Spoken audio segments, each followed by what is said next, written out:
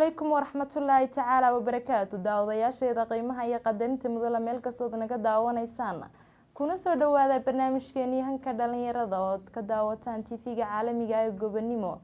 stuudiyiisa uu ku leeyahay magaalada Hargeysa daawadayaal barnaamijka waxa idin socodsiin doonta anigoo Hibaadan Ciise habeenkani caawana barnaamijka waxa iigu marti ah Cabdiqaadir Axmed Xasan oo kamid ah dhalinyarada reer Somaliland ugu horeyn walaal aad baan ku soo dhaweynayaa TV-ga caalamiga ee Gobonimo iyo barnaamijka hanka dhalinyarada ugu horeyn waxaad iiga warantaa waa kuma Cabdiqaadir Axmed Xasan bismillaahir rahmaanir rahiim alxamdulilaahi rabbil caalamiin wasalaatu wasalaamu calaa man laa nabiyya bacda marka ugu horeysa ilaahay baa mahad iskale mar labaadka waxaan u mahad celinayaa Gobonimo TV iyo wariyahiba aadan ciise oo wareysanaysa waan ku dhawahay walaalo haddaan su'aasha koobaad ku bilaabo magacaygu waa Cabdiqaadir Axmed Xasan oo ku magac dheer siyaasi qaadiro waxaan ahay dhalinyaradii ku soo barbaaray wax ku bartay caasimadda Soomaaliland ee Hargeysa dugsigii hoose dhexe jaamacadii secondarygii intiiba ku soo qaatay marka walaal waan dhawahay aad baan kaaga mahad celinayaa walaal barnaamijka sida quruxda badan leh ee codsigayga u soo ajiibtay su'aashaada ugu horeysa walaalo qiimaha ay dhalinyarnimadu leedahay bal maxaad ku sifayn lahayd hal iyo laba wax nooga sharax bismillaahir rahmaanir rahiim haddaan su'aasha koobaad ka jawaabo dhalinyarnimo waxaan ku soo koobayaa laba kalmood ayaan doonayaa inaan ku soo koobo qiimaha ay leedahay dhalinyarnimadu marka koobaad dhalinyarnimo haddaad maqasho waa qof da'yar oo xoog leh oo hankiisu sareeyo awood u leh inuu hogaamiyo wax bedelo soo kordhiyo fikir cusub ahna wuxuu dalkiisu u baahan yahay talabaad qodobka labaad aan ku soo koobayaa kelmadda dhalinyarnimadu waa laf dhabarta ummad kasta waana kaydka iyo awoodda qarsoon iyo hantida ay haystaan ummad walba waxaana habboon in si fiican looga faa'iideysto dhalinyaradu waa laf dhabarta bulshada maxaad is leedahay dhalinyarada reer Somaliland dhalinyarada kale way kaga duwan yihiin haddaan su'aasha u soo noqdo waxaan is leeyahay dhalinyarada Somaliland dhalinyarada kale waxay kaga duwan yihiin waxaan is oran karnaa waa saddex shay siga koobaad waxa weeyaan dhalinyarada Somaliland inta badan ka waa dad wada aqoon yahana oo wax barta oo xagga waxbarashada u kacaan qodobka labaad waxa weeyaan inta badan ka dhalinyarada Somaliland dhalinyarada kale waxay kaga duwan yihiin waa dad mar walba dalkooda iyo dadkooda jecel inta badan kana ka qayb qaata horumarka dalka mar walba ku fikra inay dalkooda meel gaarsiiyaan marka su'aasha intaas ka jawaab waad mahadsantahay dhalinyaradu inta badan waxay ka cabataa shaqo la'aan fikirka shaqo la'aanta adoo ma la qabtaa bismillaahir rahmaanir rahiim haddaan isku dayo hibay su'aashaadi weydiisay run ahaantii way jirtaa dhalinyaradaasi wali shaqo la'aantaasi way jirtaa waliba aad iyo aad bay dhalinyarnimo shaqo la'aantu badan tahay tusaale ahaan kale haddaan tusaale ku soo qaato anigu waxaan kamid ahaa ardaydii ka baxay jaamacadda Hargeysa 2019 bishii 8aad tusaale yar kooban haddaan ku siiyo ardaydii maanta aanu jaamacadda ka wada baxnay tusaale ahaan kontakii ardayba amba hadaynu soo qaadano average-ka aanu yaraynaba tusaale ahaan kale 20kii qof dhalinyaraba laba ka shaqeeya marka halkaa waxaa ka cad shaqo la'aantu inay aad u badan tahay marka way jirtaa waa tahay markaa shaqo la'aanta baahsaneed sheegtay maxaa u sabab ah bismillaahir rahmaanir rahiim haddii su'aasha isku dayo waxa kamid ah shaqo la'aanta baahsaneed jirta horta marka koobaad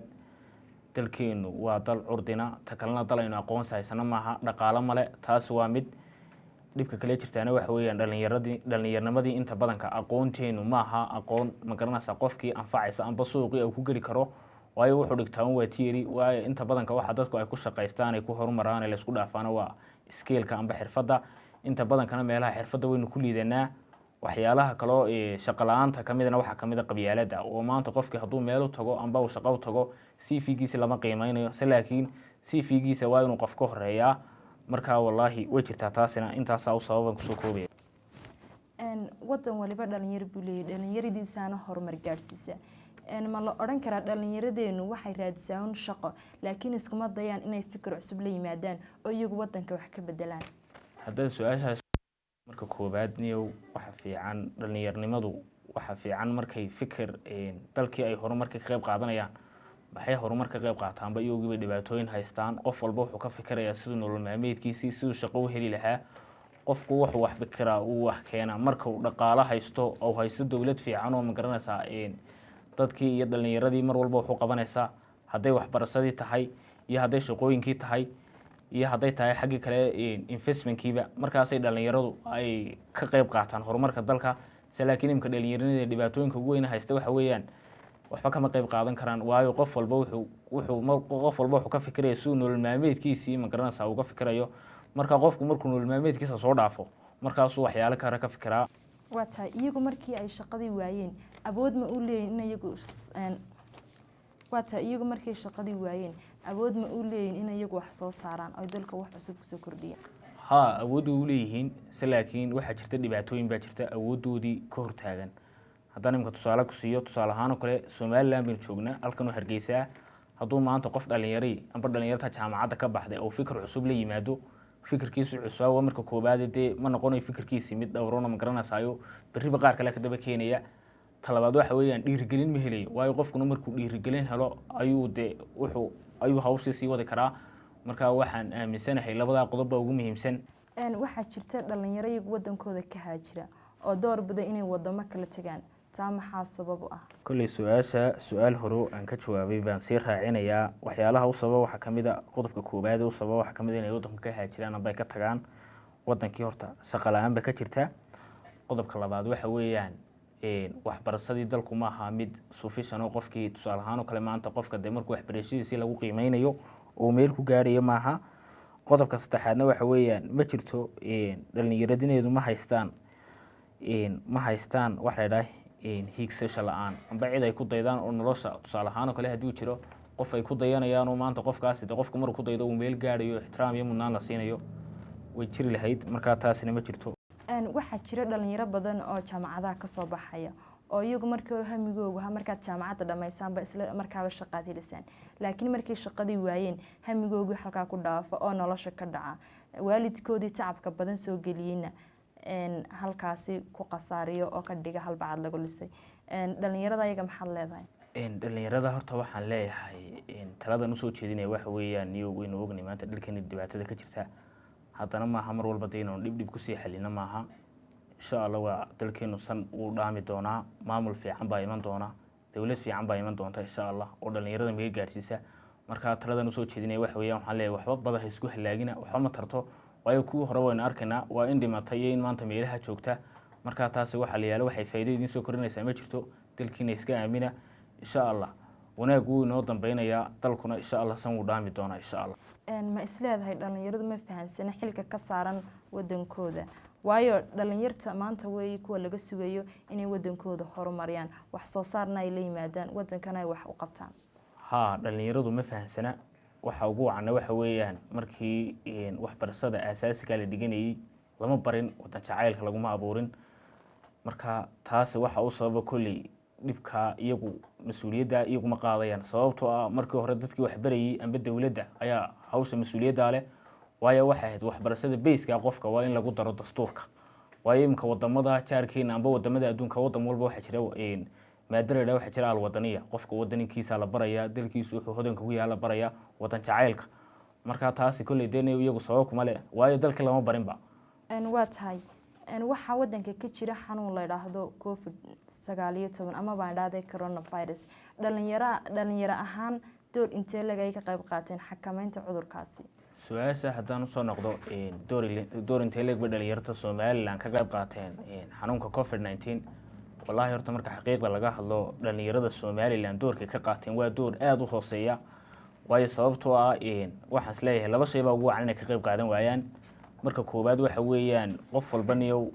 isagun baa dee noloshiisiibaaba ka badanba waayo qofku markuu jaanis helo amba dee wixii firaaqa uu helo markaasuu waxyaalaha kala qayb qaataa. talabaadna waxa weeyaan dee xanuunkan in laga qayb qaataa amba qofkii uu ka qayb qaato dadkii wacyigelin uu sameeya taasina waxay u baahantay dhaqaalo dee dhalinyarada badankeena waaba shaqo la-aan. marka labadaa qodob baa ugu wacan. ma dhaqaale la-aan bay ku xidhan inay xanuunka COVID-19 ka qayb qaataan? haa ta ugu badan waxa weeyaan ugu badan waa dhaqaale la-aan iyo iyagoo wax firaaqa u hayn way jirtaa wax yar laakiin dee ma odhan karno intaasna waa inta yar social media laakiin majority-ga wax ka qayb qaadashaa ma jirto saynu aragno. gaadhnay qaybihii u dambeeyay ee barnaamijkeena hanka dhalinyarada. taladaad usoo jeedinaysa dhalinyarada maxay tahay maxaadse ku dhiirigelin lahayd dhalinyarada habeenkani caawa kaa daawanaysa muuqbaahiyaha Gobonimo TV? bismillahi raxmaan raxiim haddaan gabagabada barnaamijka kusoo dhawaado horta dhalinyarada somalilan talooyinkan usoo jeedinayo oo anigu kamid ahay waxaa ka koowa horta marka koowaad waxaan leeyahay dhalinyaroy dalkiina aamida dalkiina meel idin dhaantay ma jirto insha allah wax walba hagaagi doonaan caqabadaha iyo dhibaatooyinka jirtaana way bixi doonaan insha allah waxaynu heli doonaa insha allah hadday noqoto waayo imika dhibaatooyinka dhalinyarta haysta waxaa kamid a dadkii hadday noqoto ganacsatadii dowladdii de inayskuma in dhalinyartii ay garab qabato ay meel gaadhsiiso marka insha allah marbaa ay iman doontaa hadday ganacsatada noqoto iyo hadday dowlad noqotaba in laydin garab istaago oo qof walba fikirka cusub iyo taladu la yimaado loo tixgeliyo oo meel gaadho markaa taladan usoo jeedinaya waxa weeyaan insha allah mar walba rajada lagama quusto ilaa biidnillaah ilaahay waxaynu ka rajaynaynaa inaysan si dhaanta insha allah marka dalkuna wuu inoo haagi doonaa waxba tahriibinaan leeyahay tahriibku waxba ma taro iyo balwadahana iska yarayaan leeyahay waayo balwaduhu aqoontaadii buu diminayaa maskaxaadii cilmigaagii caqligaagii labadiiba uu dilaya marka taasina faa'iidinimo idimale insha allah dadaala ilaahayna wuu idila garab qabanaya aada iyo aad baad u mahadsan tahay sida quruxda badan leed barnaamijkeega la qayb qaadatay daawadayaasheeda qiimaha iyo qadarinta mudale intaasi waxaan kusoo gebagabeynayaa barnaamijkeeni hanka dhalinyarada ood ka daawanayseen tv-ga caalamiga gobonimo stuudiyiisa uu ku leeyahay magaalada hargeysa daawadae barnaamijka caawa waxaa iigu marti ahaa mid ka mid a dhalinyarada reer somalilan cabdiqaadir axmed xasan waxaan ku leeyahay walaal aada iyo aad baad mahadsan tahay waa aniga iyo barbaartiga la qayb qaadatay waxaan ku dhaafaynaa assalaamu calaykum waraxmatullaahi tacaala wabarakaatu